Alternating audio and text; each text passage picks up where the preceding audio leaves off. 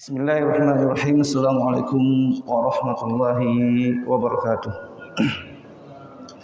Innal hamdalillah nahmaduhu wa nasta'inuhu wa nastaghfiruh wa na'udzu billahi min shururi anfusina wa sayyiati a'malina. Man yahdihillahu fala mudilla lahu wa man yudlil fala hadiya lahu. Asyhadu an la ilaha illallah wahdahu la syarika lahu wa asyhadu anna Muhammadan 'abduhu wa rasuluhu. يا أيها الذين آمنوا اتقوا الله حق تقاته ولا تموتن إلا وأنتم مسلمون يا أيها الناس اتقوا ربكم الذي خلقكم من نفس واحدة وخلق منها زوجها وبث منهما رجالا كثيرا ونساء واتقوا الله الذي تساءلون به والأرحام إن الله كان عليكم رقيبا أما بعد اللهم علمنا بما ينفعنا وانفعنا بما علمتنا وزدنا علما ya rabbal alamin. Kaum muslimin wal muslimat, Bapak Ibu yang dirahmati Allah Subhanahu wa taala. Alhamdulillah, kembali kita memanjatkan puja dan syukur kita kehadirat Allah Subhanahu wa taala, yang mana pada subuh hari ini kembali kita dipertemukan oleh Allah Subhanahu wa taala di dalam majelis ilmu kita untuk kembali melanjutkan pembahasan kita ataupun kajian kita sesuai dengan tema dan judul kita berkaitan dengan perjalanan menuju akhirat. Jadi kaum muslimin dirahmati Allah Subhanahu wa taala. Ada satu pesan daripada Nabi sallallahu alaihi wasallam yang beliau sampaikan kepada sahabat yang mulia Abdullah bin Umar radhiyallahu anhu, yang diriwayatkan oleh Imam Bukhari rahimahullahu taala, yang mana sahabat Abdullah bin Umar beliau berkata bahwasanya suatu ketika Nabi sallallahu alaihi wasallam memegang pundak saya. Kemudian Nabi sallallahu alaihi wasallam berkata kepadaku, "Kun fid dunya ka'annaka ghariban aw 'abiris sabil." Wahai Abdullah bin Umar, hendaklah engkau bersikap di dunia ini seperti seorang pengembara ataukah seorang pejalan kaki. Yang mana kaum muslimin dirahmati Allah Subhanahu wa taala, tentunya kita mengetahui sifat dan karakteristik daripada seorang musafir, seorang pengembara, yang mana ketika dia singgah ke suatu tempat, dia cuma mampir untuk beristirahat ataukah untuk menyiapkan bekalnya untuk kembali melanjutkan perjalanannya menuju ke tempat tujuan dia. Begitu juga dengan seorang penyeberang jalan ataupun seorang pejalan kaki. Ketika dia singgah ke suatu tempat, dia cuma singgah untuk mengambil apa yang dia butuhkan di tempat tersebut. Dan itulah perumpamaan yang diberikan oleh Nabi sallallahu alaihi wasallam kepada kita semuanya tentang hakikat keberadaan kita di dunia ini. Kita di dunia ini adalah suatu proses. Kita hidup di dunia ini adalah suatu proses untuk menuju kepada Allah Subhanahu wa taala, menuju ke kampung halaman kita.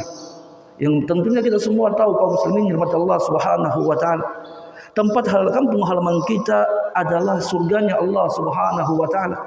Di sana Allah Subhanahu wa taala menciptakan nenek moyang kita Nabi Adam alaihissalam dan istri beliau.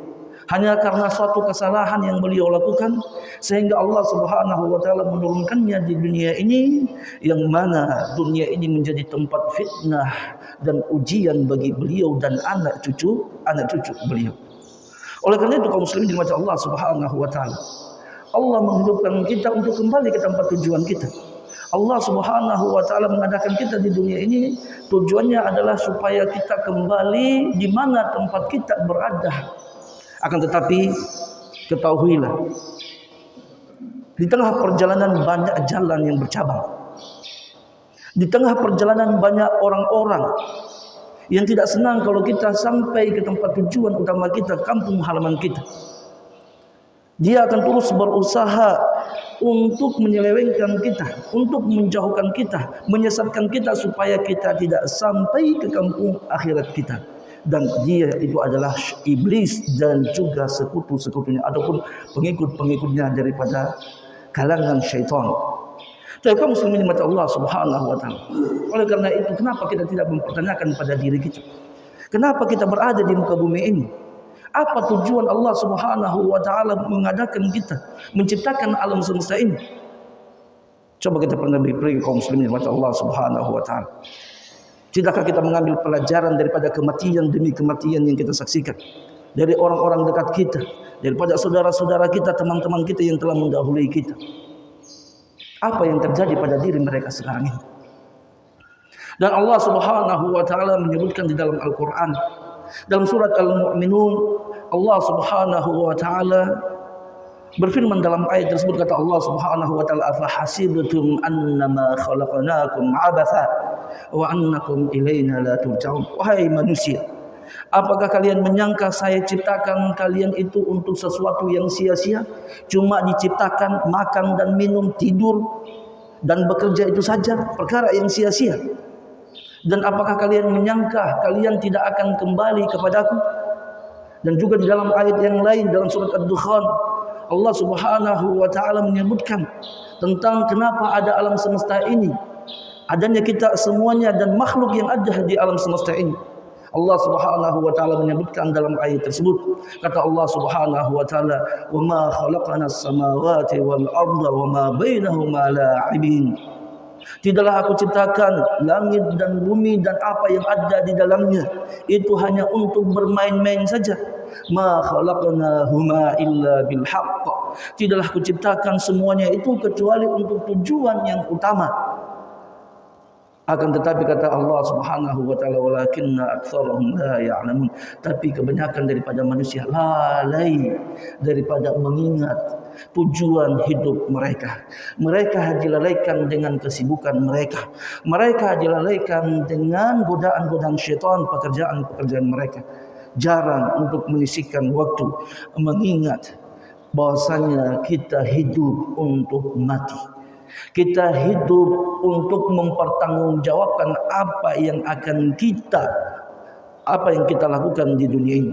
Allah Subhanahu wa taala menyebutkan dalam ayat yang lain, tujuan kita hidup, Bapak Ibu sekalian mata Allah Subhanahu wa taala, kata Allah, "Wa ma khalaqatul jinna wal insa illa liya'budun." Tidaklah aku ciptakan jin dan manusia kecuali untuk beribadah kepadaku, kata Allah. Tujuan utama kita adalah untuk menegakkan tauhid, menegakkan ibadah hanya untuk semata-mata buat Allah Subhanahu wa taala. Adapun aktivitas keseharian kita, pekerjaan kita, tidur makan kita, itu hanyalah selingan untuk mengisi waktu-waktu ibadah kita kepada Allah Subhanahu wa taala. Kita akan bertemu dengan Allah Subhanahu wa taala cepat atau lambat. Kita ini hanya menunggu kapan kita dipanggil oleh Allah Subhanahu wa taala. Bapak Ibu sekalian dirahmati Allah Subhanahu wa taala, ingat, sekuat apapun kita, ya, sebesar apapun kita, pasti kita akan meninggalkan dunia yang fana ini.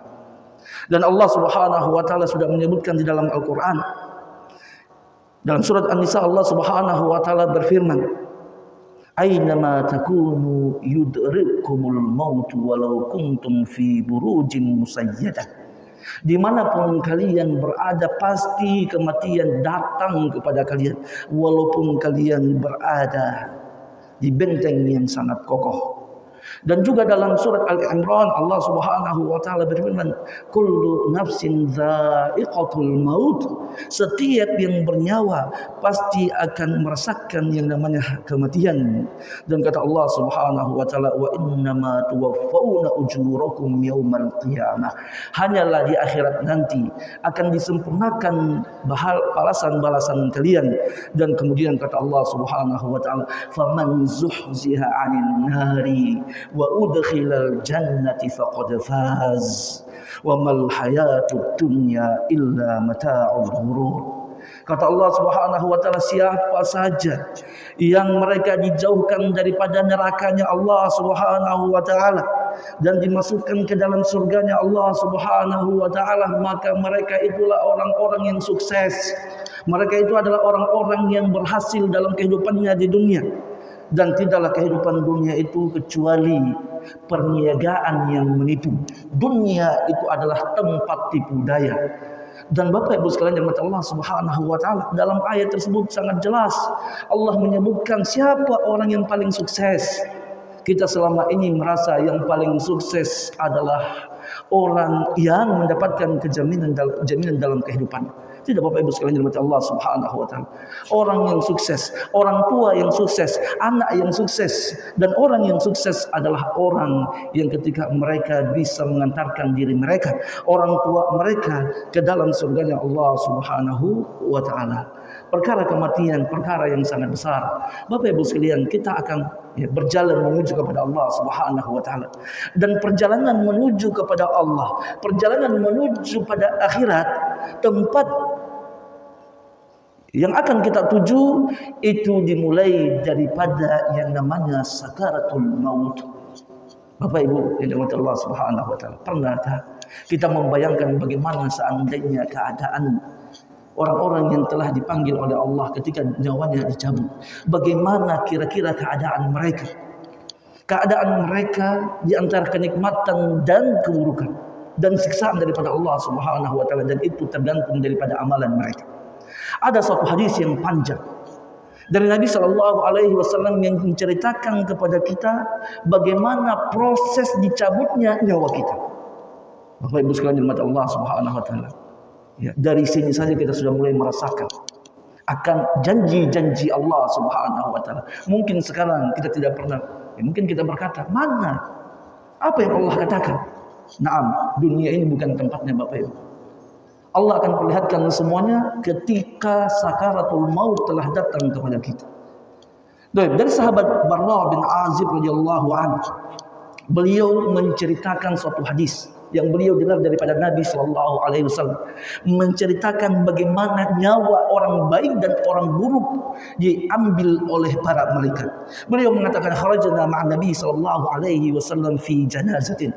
Suatu hari kami keluar bersama Nabi Shallallahu Alaihi Wasallam pergi ke perkuburan Baqi untuk menguburkan salah seorang sahabat yang wafat saat itu. Ya.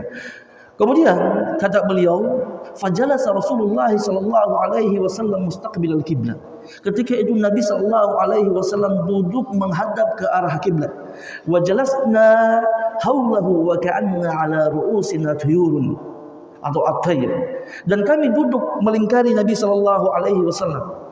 Dan kami duduk diam seakan-akan di atas kepala kami itu ada seekor burung. Maksudnya menunjukkan kekhusyuan mereka mendengarkan apa yang akan dikatakan Nabi Sallallahu Alaihi Wasallam. Dan saat itu di tangan Nabi Sallallahu Alaihi Wasallam ada sebatang kayu dan beliau menggunakan untuk menggaris kayu tersebut di atas tanah. Kemudian Nabi Sallallahu Alaihi Wasallam membolak-balikan pandangannya melihat ke arah langit, kemudian beliau lagi melihat ke arah bumi. Berkali-kali Nabi Shallallahu Alaihi Wasallam melakukan perbuatan tersebut. Kemudian Nabi Shallallahu Alaihi Wasallam berkata kepada para sahabatnya, Istaizu billahi min azabil qabr. 3 kali Nabi Shallallahu Alaihi Wasallam berkata seperti itu. Wahai para sahabatku, berlindunglah kalian daripada yang namanya azab kubur. Wahai para sahabatku, mintalah perlindungan kepada Allah daripada azab kubur. Kemudian mulai Nabi menceritakan perjalanan yang akan dilalui orang-orang beriman ketika mereka akan berjumpa dengan Allah Subhanahu wa taala.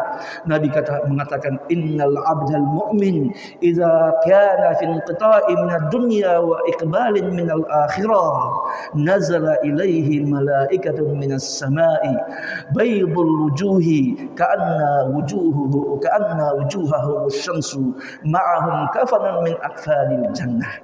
Nabi sallallahu alaihi wasallam mengatakan, sesungguhnya seorang hamba yang mukmin apabila dia sudah akan meninggalkan dunia menuju kepada akhirat, maka para malaikat akan turun daripada langit yang wajah mereka bersinar ibarat matahari yang bersinar, dan bersama dengan mereka ada kafan-kafan yang berasal daripada surga, wa hanutun min hanutil jannah, dan minyak wangi daripada surga, hatta jalasu minhu muddal basari, sampai para malaikat itu akan duduk di depannya orang yang akan meninggal tersebut sepanjang mata memandang.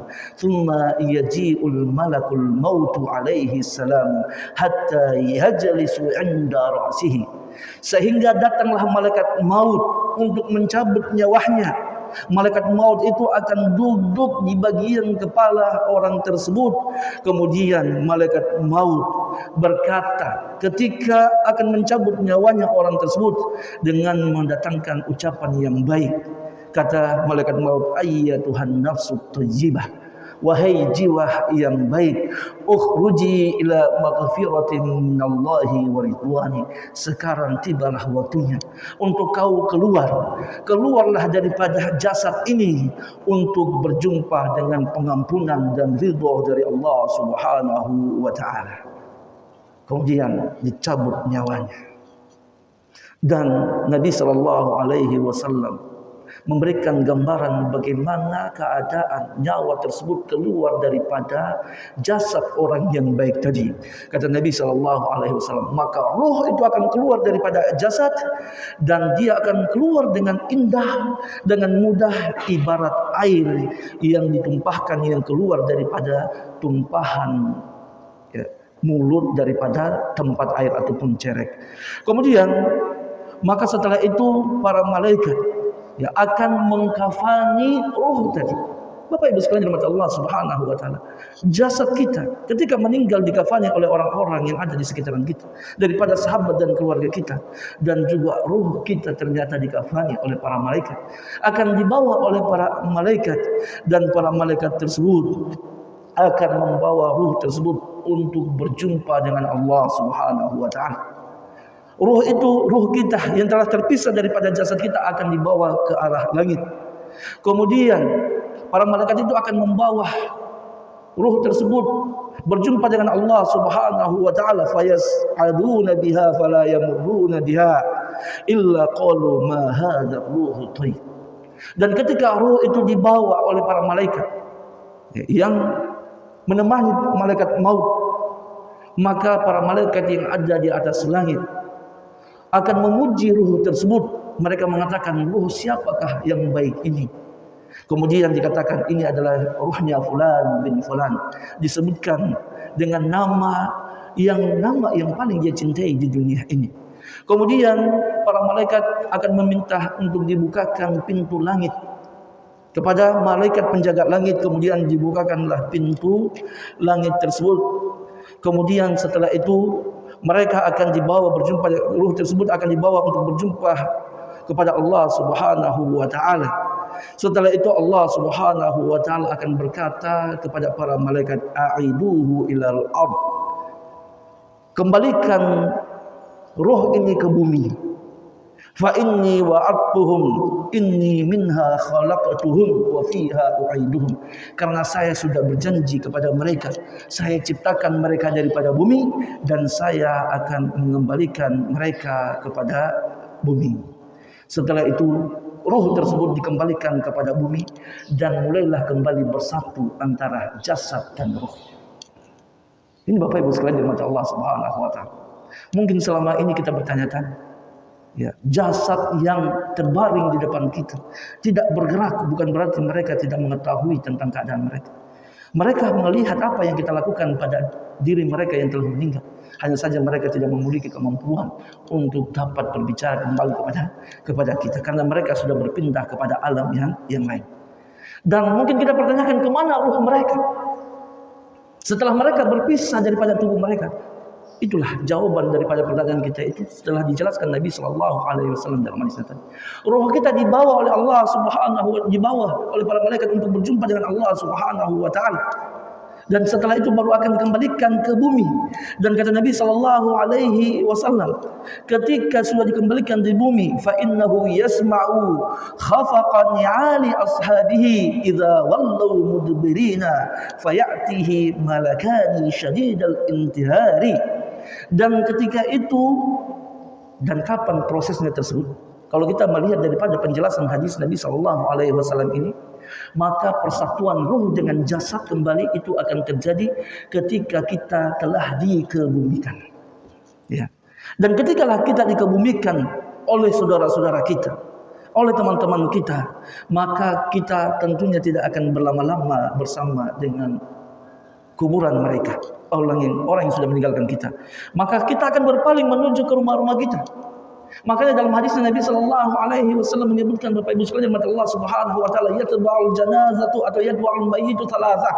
Ada tiga yang akan mengikuti mayat ketika masuk atau pergi ke kuburannya. Ya, fayarji'u ithnani wa yabqa wahid.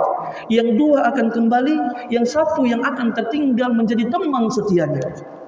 Dan kata Nabi sallallahu alaihi wasallam, yatba'uhu maluhu wa waladuhu wa amaluhu wa ahluhu wa amaluhu.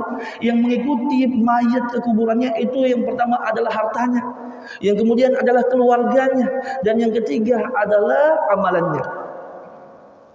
Dua pulang ke rumah, harta balik ke rumah, anak dan istri balik ke rumah, tidak masuk ke dalam kuburan, dan satu yang akan menemani dia masuk ke dalam kuburannya, yaitu amal solehnya.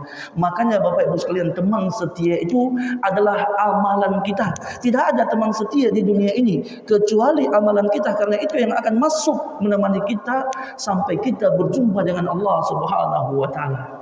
Harta kita yang kita bangga-banggakan, anak kita yang kita sayang, suami kita yang kita cintai, batasnya cuma sampai di depan kuburan kita. Kemudian kata Nabi sallallahu alaihi wasallam, mereka akan pulang.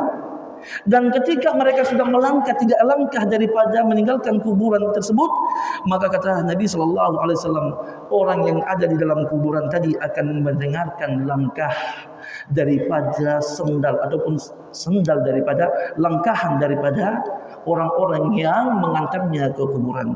Betapa sedihnya kita saat itu.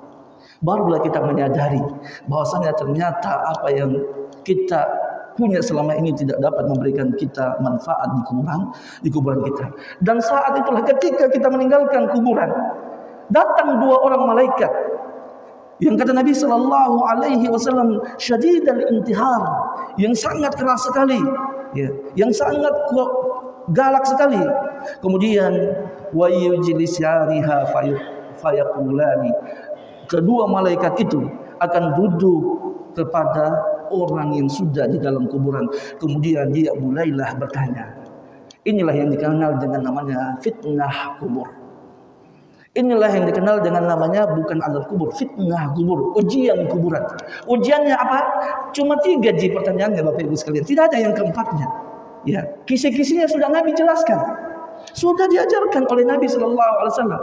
Pertanyaan yang akan ditanyakan oleh malaikat di dalam kuburan itu sudah kita tahu semuanya, dan jawabannya sangat mudah insyaallah. Apa yang ditanyakan? Man rabbuka? Wahai fulan, siapa Tuhanmu? Ya. Kemudian setelah itu, wa ma dinuka? Apa agamamu?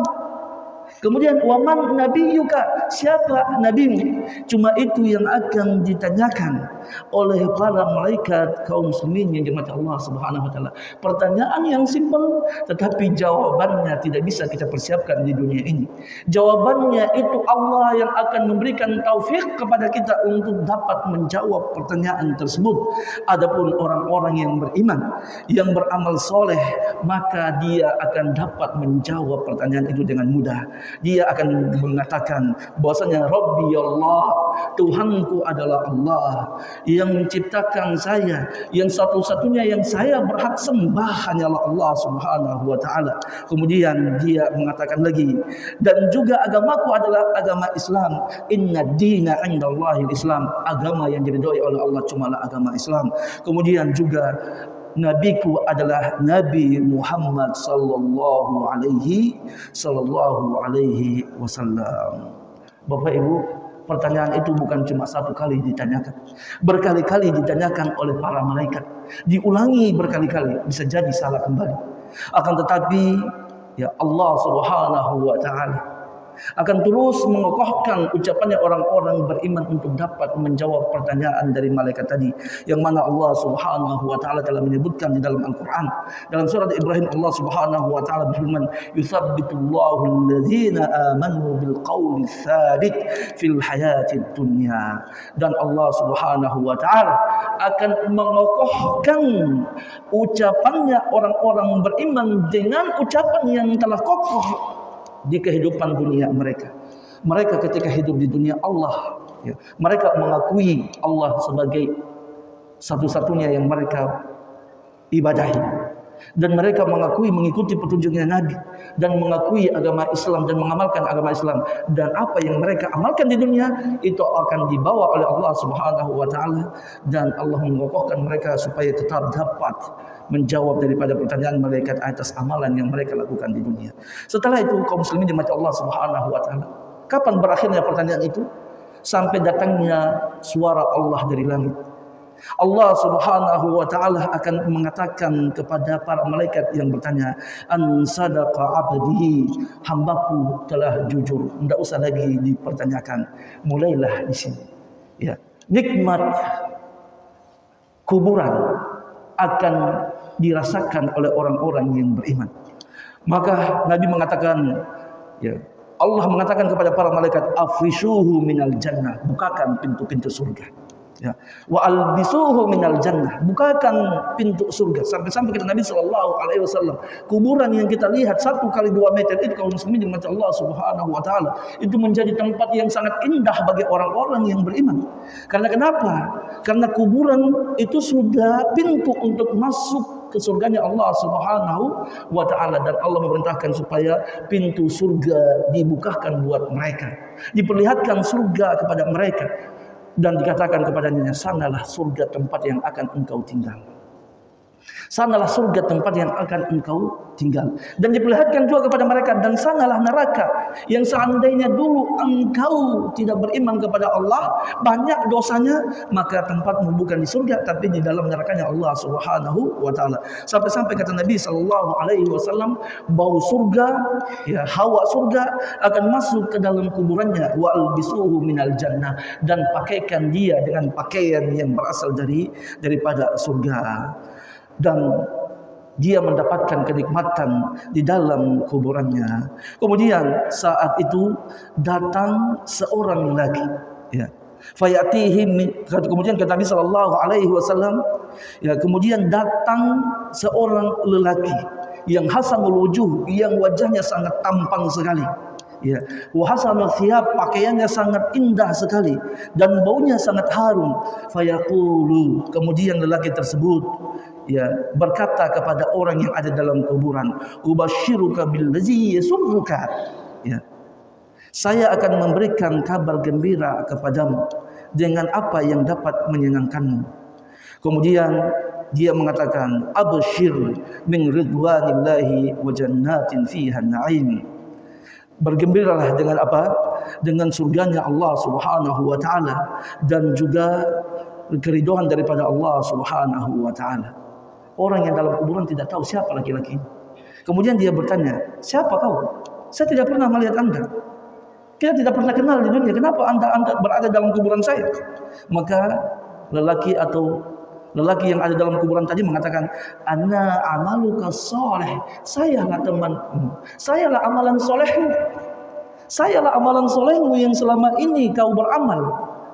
Kemudian fawallahi, amal soleh itu berkata kepadanya, fawallahi ma 'alimtuka illa kunta sari'an fi ta'atillah, demi Allah ketika kamu hidup di dunia saya tidak mengetahui tentang dirimu kecuali engkau ini adalah orang yang paling cepat untuk melakukan ketaatan kepada Allah.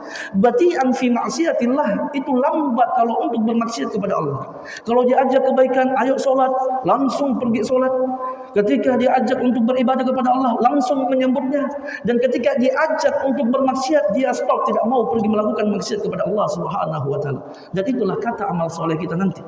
Ya. Dulu engkau di dunia itu sangat cepat dalam kebaikan. Segala pintu-pintu kebaikan kau lakukan. Dan ketika ada kemaksiatan, ajakan kemaksiatan, engkau tidak mengikutinya, maka fajazakallahu khair. Terima kasih banyak, katanya orang tersebut. Ya, amalan soleh kita saja bersyukur Bapak Ibu sekalian dirahmati Allah Subhanahu wa taala. Ya. Bersyukur kepada kita karena kita menjadi orang yang taat kepada Allah Subhanahu wa taala. Kemudian, ya, setelah itu Allah Subhanahu wa taala memerintahkan kepada para malaikat untuk melapangkan kuburannya orang yang soleh tersebut, dan kuburan mereka menjadi luas sepanjang mata memandang. Dan Bapak Ibu sekalian dirahmati Allah Subhanahu wa taala, itu perjalanan yang akan dilalui oleh orang-orang yang baik, orang-orang yang soleh, yang beriman kepada Allah Subhanahu wa taala. Tetapi di belakang sana, di ujung jalan sana ada orang-orang yang ternyata perjalanan hidupnya tidak seperti orang tersebut. Dan mereka adalah orang-orang kafir yang tidak beriman kepada Allah. Orang-orang yang banyak maksiat kepada Allah. Beriman tetapi banyak maksiatnya kepada Allah subhanahu wa ta'ala. Dan Nabi juga menjelaskan tentang kisah perjalanan mereka, bagaimana keadaan mereka. Kemudian kata Nabi berbicara tentang mereka, inna abdal kafir wa fi riwayatin fajir. Sesungguhnya hamba yang kafir, dalam suatu riwayat Nabi mengatakan hamba yang fajir, yang banyak dosanya, idza kana fi inqita'i minad dunya wa iqbali minal akhirah. Apabila mereka sudah akan meninggalkan dunia ini, maka akan datang malaikat kepada mereka, duduk di kepala mereka, yang mana wajah mereka sangat seram, ghilazun syidadun siwadul wujuh, yang sangat keras, seram mukanya, ya. Dan juga mereka membawa kain kafan, tetapi sumbernya dari api neraka.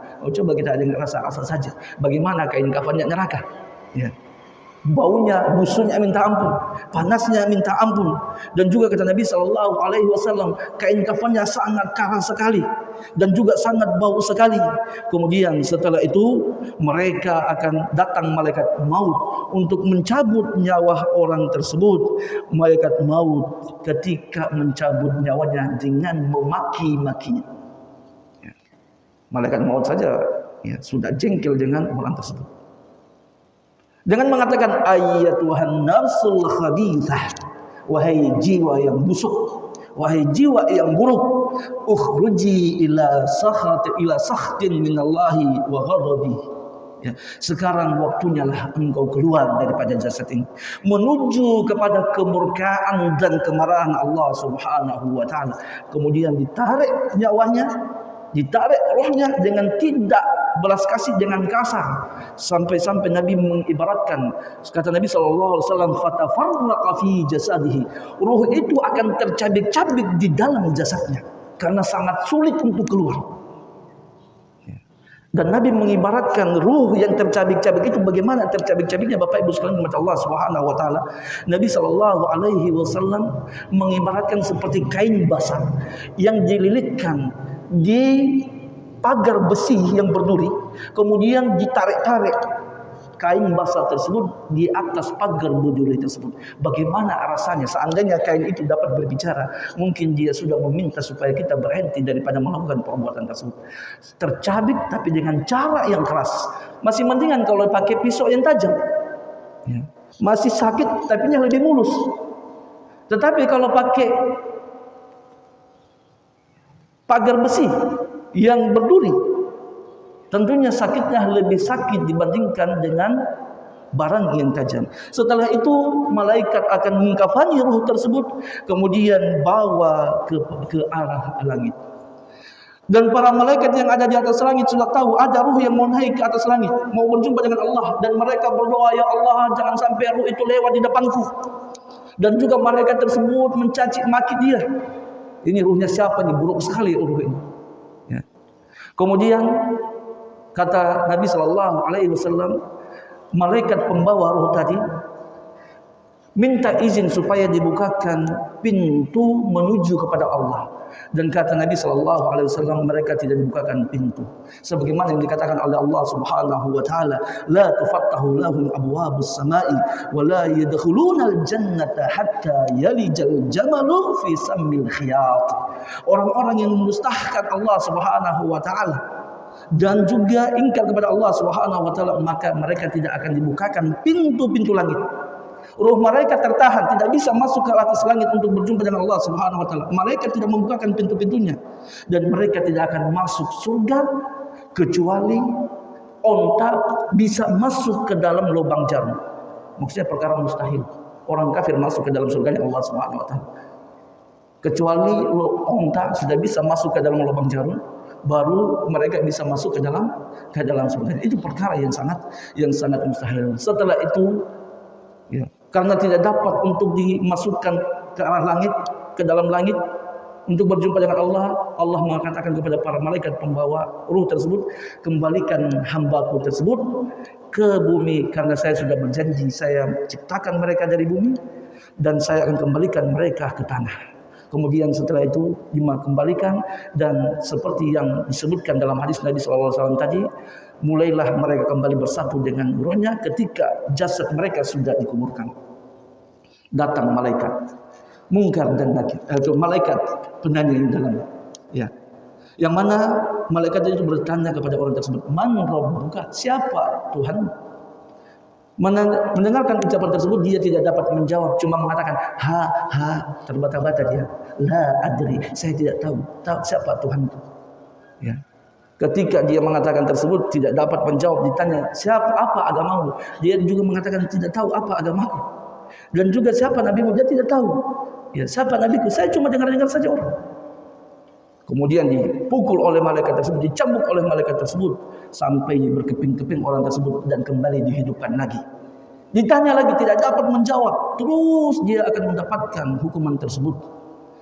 Dan terakhir Allah akan mengatakan kepada para malaikat yang mengazab orang tersebut, yang bertanya kepadanya, cukup dengan apa yang kalian lakukan. An kadzdzaba abdi, sesungguhnya dia berdusta. Dia tahu kalau saya adalah penciptanya yang berhak untuk mereka sembah, tapi mereka tidak mau sembah. Mereka tahu Nabi adalah Muhammad adalah utusan Nabi mereka, tetapi mereka tidak mau mengikuti Nabi SAW. Dan juga agama Islam adalah agama mereka, tapi kebanyakan daripada kita tidak mengamalkannya. Kemudian setelah itu dibukakan pintu neraka, dibiarkan sana tempatnya, sehingga bau-bau neraka akan masuk, hawanya neraka masuk ke dalam kuburannya, dan juga bau busuknya neraka masuk dalam kuburannya. Setelah itu diperlihatkan surga, itu surga. Seandainya dulu engkau beramal soleh, maka tempatmu bukan di sana, di dalam surga. Kenapa diperlihatkan surga, Bapak Ibu sekalian? Supaya makin membuat dia menyesal dalam kuburannya.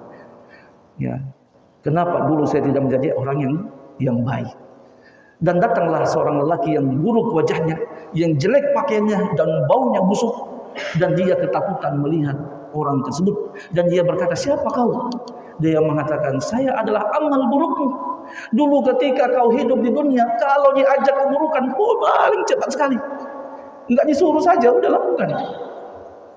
Tapi kalau disuruh melakukan ibadah ketaatan kepada Allah, lambatnya minta ampun. Ya. Maka sayalah amal burukmu, dan amal buruknya juga marah kepada orang tersebut. Dan singkat ceritanya, setelah itu ya, dia ditemani oleh amal buruknya, ditemani dengan amal buruknya, dia ketakutan terus karena wajahnya sangat menyeramkan. Ibaratnya coba kita, kalau kita di dunia ini disatukan dengan singa, tentunya kita tidak akan bisa tidur, tidak akan bisa makan, tidak akan tenang hidup kita walaupun kita hidup. Begitu juga dengan orang yang dalam kuburan. Walaupun dia hidup dalam kuburannya, tetapi lebih baik dia mati lagi. Kalau bisa ada kematian, dia mati lagi daripada dia hidup. Baik. Kemudian setelah itu kata Nabi SAW, maka para malaikat diperintahkan oleh Allah untuk sempitkan kuburannya, sehingga kuburannya akan disempitkan, dan kata Nabi, tulang rusuk mereka akan saling bertabrakan dan patah karena hempitan daripada kuburan mereka. Kaum muslimin dirahmati Allah Subhanahu wa taala. Itulah hadis ya yang diriwayatkan oleh Imam Ahmad berkaitan dengan perjalanan kita ketika kita sudah akan meninggalkan dunia ini, dan apa yang terjadi pada kita ketika kita berada di dalam kuburan kita. Sekarang pilihannya kembali kepada kita. Faman syaa'a falyu'min wa man syaa'a falyakfur. Siapa yang mau beriman, mau taat, silakan taat kepada Allah. Allah tidak paksa. Ya la ikraha fid din, tidak ada paksaan terhadap agama. Tetapi ingat kata Allah Subhanahu wa taala, innama tuwaffawna ujurakum yaumal qiyamah, akan diberikan balasan sempurna kepada perbuatan kita di akhirat nanti. Siapa yang baik amalannya akan diberikan balasan yang baik, siapa yang buruk amalannya akan juga dibalas dengan Allah secara sempurna dengan keburukan. Makanya Bapak Ibu sekalian mata Allah Subhanahu wa taala, mumpung kita masih diberikan kesehatan oleh Allah, masih diberikan nafas oleh Allah, mari kita kembali untuk memperbaiki diri kita, memperbaiki hubungan kita kepada Allah Subhanahu wa taala. Sudah cukup kita hidup, Bapak Ibu sekalian. Sudah cukup kita hidup. Sudah banyak kita ambil rezeki daripada Allah. Nyawa, udara yang kita hirup, makanan yang kita makan sejak kita lahir sampai sekarang itu datangnya semua dari Allah Subhanahu wa taala. Dan pertanyaannya sekarang, apakah kita sudah siapkan bekal akhirat kita? Ya, kita yang selama masih begini, apalagi kebanyakan daripada kita terbuai dengan kehidupan dunia. Terusnya buat orang tua, ya, yang punya anak, didik anak dengan baik-baik. Ya. Tadi Allah sudah mengatakan orang yang paling sukses itu adalah orang faman zuhziya 'anil nari wa udkhilal jannah faqad faz. Siapa yang dimasukkan ke dalam surga, dijauhkan daripada neraka, itulah orang yang sukses. Orang yang sukses itu bukan banyak orang yang banyak uangnya, bukan orang yang tinggi jabatannya atau yang terpandang, tidak. Tapi orang yang sukses itu adalah orang yang dijauhkan dari nerakanya Allah Subhanahu wa taala. Demikian Bapak Ibu sekalian yang Allah Subhanahu wa taala yang dapat kita sampaikan pada kesempatan kali ini. Semoga apa yang kita sampaikan ini dapat bermanfaat bagi kita semua dan juga menjadi pengingat bagi kita semuanya untuk bisa kembali memperbaiki diri kita, untuk mempersiapkan kehidupan kita di alam berikutnya ketika kita akan berjumpa dengan Allah Subhanahu wa taala, yang mana kata Allah Subhanahu wa taala mensifati hari tersebut, yaumul la yanfa'u malu wala banun illa man atallaha biqalbin salim. Hari yang mana tidak bermanfaat lagi harta dan anak-anak, tidak ada lagi gunanya kecuali orang yang datang kepada Allah dengan hati yang selamat. Hati yang selamat adalah hati orang-orang yang mereka penuhkan hati mereka dengan beribadah hanya kepada Allah Subhanahu wa taala, melakukan semua perintah-perintah Allah dan juga menjauhi semua larangan-larangan Allah Subhanahu wa taala. Demikian, terima kasih banyak saya ucapkan kepada Bapak Ibu sekalian yang telah memberikan kesempatan kepada kami untuk saling mengingatkan dalam perkara yang berkaitan dengan agama kita. Semoga Allah Subhanahu wa taala memberikan kebaikan kepada kita semuanya. Allah Subhanahu wa taala memberikan keistiqomahan kepada kita dan memberikan hidayah kepada kita untuk senantiasa taat kepada Allah Subhanahu wa taala, dan juga kita doakan kepada saudara-saudara kita, orang tua kita diberikan hidayah oleh Allah Subhanahu wa taala yang masih hidup, dan juga berikan husnul khatimah. Dan bagi saudara orang tua kita yang telah mendahului kita, mari jangan kita lupa doakan buat mereka, karena sesungguhnya mereka sangat perlu dengan uluran doa kita dan juga curahan daripada doa-doa kita kepada mereka. Dan itu yang dapat kita sampaikan berkaitan dengan masalah ini. Kita tutup zikir majelis kita dengan zikir kafaratul majelis. Subhanakallahumma wa bihamdik, asyhadu an la ilaha illa anta, astaghfiruka wa atubu ilaik. Assalamualaikum warahmatullahi wabarakatuh.